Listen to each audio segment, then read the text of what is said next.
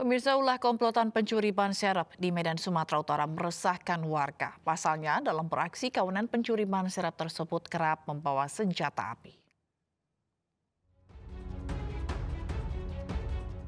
Aksi pencuri bersenjata api terekam kamera pengawas di Jalan Brigjen Katamso, Kota Medan, Sumatera Utara. Sebelumnya pelaku kepergok warga saat menggasak ban serep mobil pemilik toko. Korban dan sejumlah warga mencoba mengejar komplotan pelaku. Namun pelaku yang diperkirakan berjumlah 3 orang melarikan diri dengan mobil. Pelaku juga mengancam petugas keamanan ruko dengan senjata api.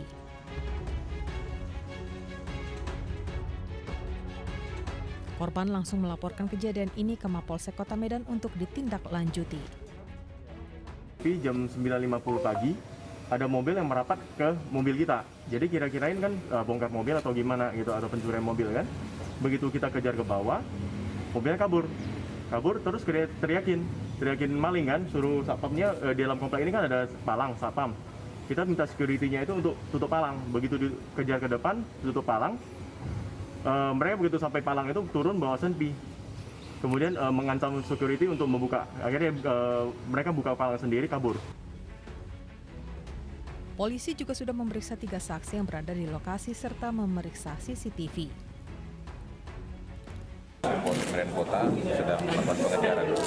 Jadi mohon sabar, dan Ditreskrim Polres Medan Kota didirikan oleh Unit Jatan Ras Polrestabes Satreskrim sedang melakukan pengejaran terhadap diduga pelaku.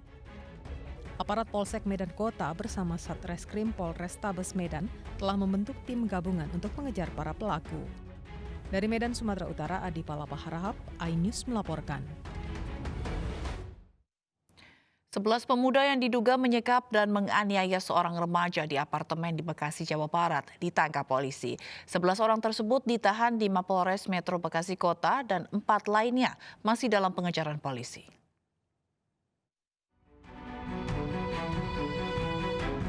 Tim Jatranras Polres Metro Bekasi Kota menangkap 11 pelaku penyekapan dan penganiayaan terhadap AR, remaja berusia 17 tahun di apartemen Mutiara Bekasi Selatan, Jawa Barat. Dari 11 pelaku, 1 diantaranya merupakan wanita yang masih remaja. Para pelaku diperiksa untuk mendalami peran masing-masing. Sementara 4 pelaku lain yang sudah diketahui identitasnya masih dikejar polisi. Dari tangan pelaku yang ditangkap, polisi mengamankan lakban dan stik golf yang dipakai untuk menyekap dan menganiaya korban. Dari hasil penyelidikan, korban dianiaya di 3 tempat berbeda.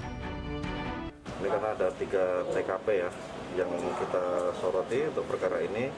Yang pertama di Jalan Raya Tambun, kemudian selama perjalanan dari Tambun sampai ke apartemen Mutiara itu juga terjadi penganiayaan di situ. Kemudian di dalam apartemen sendiri korban juga masih dilakukan penganiayaan oleh para pelaku ini. Menurut polisi, korban AR merupakan salah sasaran. Latar belakang penyekapan ini adalah utang teman korban kepada salah satu pelaku. Saat korban bersama temannya untuk membayar utang, korban ditangkap para pelaku dan dibawa ke apartemen untuk dianiaya. Korban yang berusaha melarikan diri bahkan sempat bergantungan di balkon apartemen yang berada di lantai 19 hingga turun ke lantai 9. Korban pun melaporkan ke petugas keamanan. Dari Bekasi, Jawa Barat, Rahmat Hidayat, iNews melaporkan. Seorang oknum PNS bersama 2 pegawai honorer tertangkap karena kedapatan berpesta sabu di lingkungan kantor.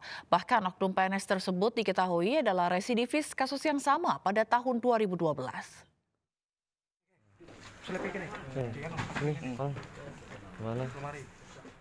Pegawai Pemkab Pringsewu Lampung dikejutkan dengan kedatangan tim Kobra Sat Narkoba Polres Pringsewu terkait penyalahgunaan narkoba di lingkungan kantor.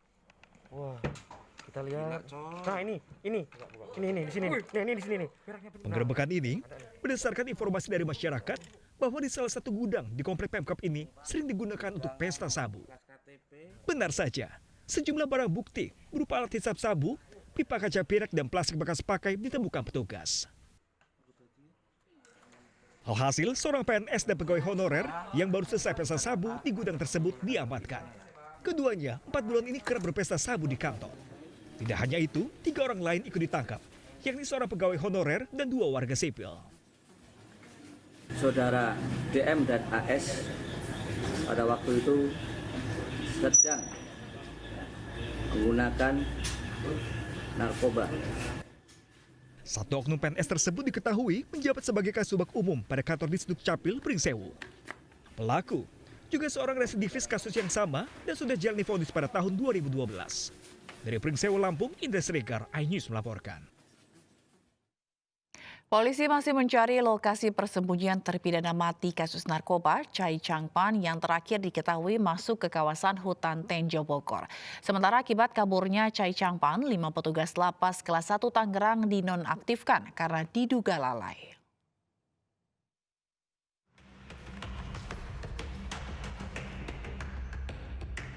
Ditreskrimum Polda Metro Jaya masih mencari lokasi persembunyian terpidana mati kasus narkoba Chai Changpan. Pasca kabur, terpidana diketahui mendatangi rumah istrinya di kawasan Tenjo dan memberikan handphone sebelum masuk kawasan hutan Tenjo Bogor. Polisi telah menerbitkan daftar pencarian orang atau DPO dan mencekal Chai Changpan agar tidak kabur ke luar negeri. Dalam kunjungannya ke lapas beberapa waktu lalu, Wakil Ketua DPR RI menduga pelarian terpidana mati kasus narkoba ini dibantu oknum petugas lapas.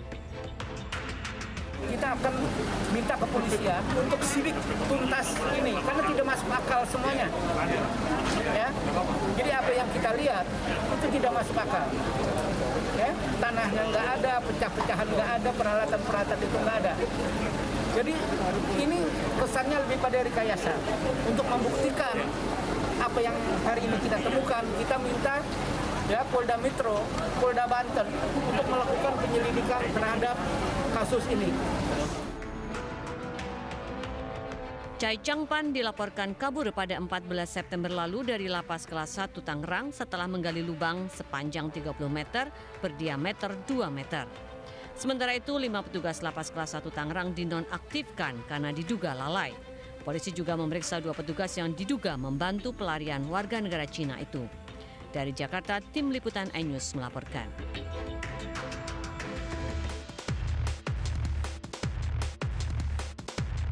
Detik-detik kaburnya terpidana mati asal Cina Chai Changpan terekam CCTV bagian luar lapas kelas 1 Tangerang, Banten, Senin 14 September lalu pukul 2 dini hari.